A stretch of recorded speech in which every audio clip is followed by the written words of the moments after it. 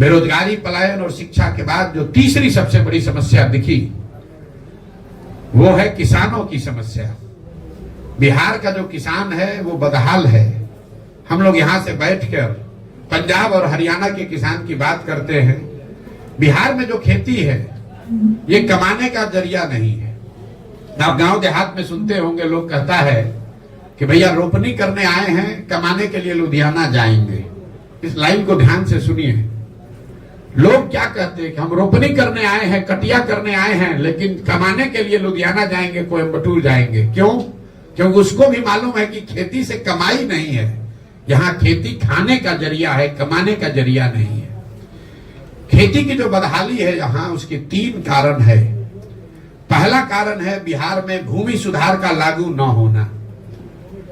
बिहार में समाजवाद की राजनीति हुई है, सामाजिक न्याय का नारा लगा है, लेकिन आपके जानकारी के लिए बता रहा हूं, यहाँ 75 वर्ष में बिहार देश के उन चंद राज्यों में है जहां भूमि सुधार को लेकर कोई काम नहीं किया गया। नतीजा ये हुआ कि करीब करीब 1/3 जमीन, इसको याद रखिए, 1/3 जमीन का मालिकाना हक बिहार में डिस्प्यूटेड है। लोगों को पता ही नहीं है कि जमीन का मालिक है कौन। जो मालिक है वो कहीं ना कहीं उसके जमीन के कागज में दिक्कत है, उसका रसीद नहीं कट रहा है, उस पर उसको लोन नहीं मिल रहा है, उसको बेच नहीं सकता है, तो जमीन की प्रोडक्टिविटी कम हो गई। दूसरी जो बड़ी समस्या है, और अभी सरकार ने जो सर्वे का काम शुरू किया है, अभी मैं आपको एक भविष्यवाणी कर देता हूं, 6 महीना में ये जमीन के सर्वे से इतना समाज में भूचाल बवाल खड़ा होना है, क्योंकि जो भ्रष्ट व्यवस्था है, पूरा जो राजस्व भूमि सुधार का विभाग है, उसके पास ना सुविधा है, ना उनके पास संसाधन है, ना उनके पास ज्ञान है।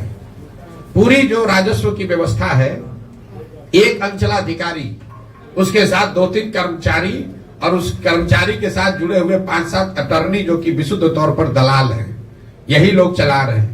आप अंदाजा लगाइए कि जब जमीनों का सर्वे किया जा रहा है, इसमें कितने बड़े पैमाने पर हेर फेर और गलती होगी और इससे समाज के कितने लोगों को परेशानी होगी। आप देखिएगा, अगले साल मार्च आते आते बिहार के हर गांव में सैकड़ों लोग अपनी जमीन के मालिकाना हक को लेकर अदालतों के और सरकारी अफसरों के पीछे, ऑफिसों के में चक्कर लगाते नजर आएंगे। ये बड़ा मुद्दा बिहार में बनने वाला है। दूसरी जो किसानों की समस्या है वो जल का कुप्रबंधन। यहाँ जो विभाग है उसका नाम है जल संसाधन। ये सबसे ज्यादा लूट वाला विभाग है। आप लोग को बता देते हैं, बिहार में हर विभाग में चोरी है, कोई ऐसा विभाग नहीं जहां चोरी नहीं है, लेकिन जल संसाधन से ज्यादा चोरी कहीं नहीं है।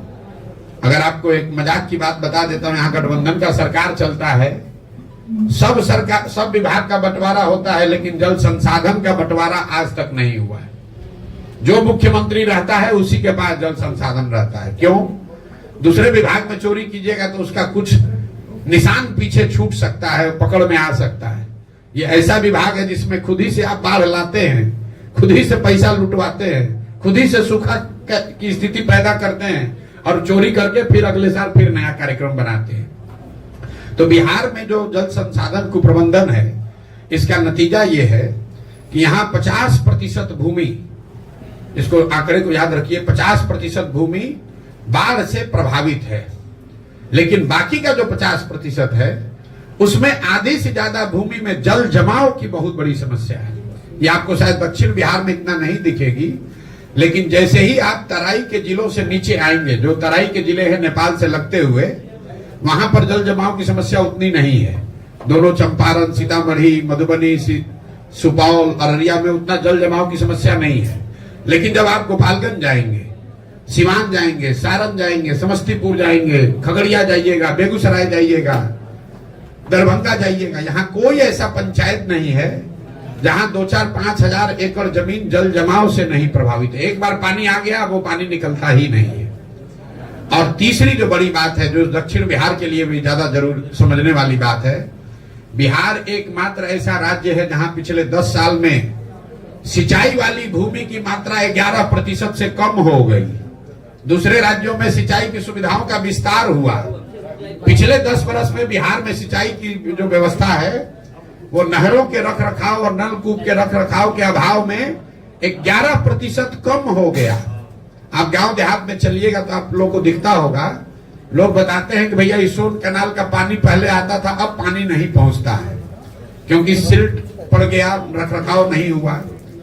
तो ये आंकड़ा याद रखिए, अगर आज से 10 वर्ष पहले 100 एकड़ जमीन को सिंचाई की सुविधा बिहार में थी तो वो घट के अभी 89 एकड़ ही रह गया है।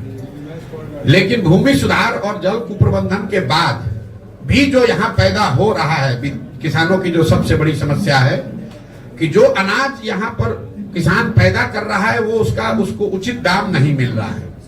एक आर्थिक सर्वेक्षण बताता है कि बिहार में किसान जो पैदा कर रहे हैं उसका उचित दाम न मिलने की वजह से बिहार के किसानों को हर साल, इसको याद रखिए, प्रति वर्ष 15 से 20 हजार करोड़ रुपए का नुकसान हो रहा है। ये पूरा जो शाहबाद का एरिया है, ये धान का कटोरा लोग कहते हैं, यहाँ धान की खेती होती है। मैं आपको चुनौती दे रहा हूं, आप मुझे कोई किसान दिखाइए जिसने 2100 रुपया में, 2200 रुपया में अपना धान पिछले 2 वर्ष में बेचा हो। हर किसान यहाँ 1400, 1500, 1600 में ही अपना धान बेचा है। जो पैक्स की व्यवस्था है यहाँ, उसका आंकड़ा सुन लीजिए। हम लोग कहते हैं कि पंजाब में, हरियाणा में किसान बहुत धनी है। भैया पिछले 10 वर्ष में पंजाब में 70% धान और करीब करीब 75% गेहूं सरकारी समर्थन मूल्य पर सरकार के एजेंसियों के द्वारा खरीदा गया है।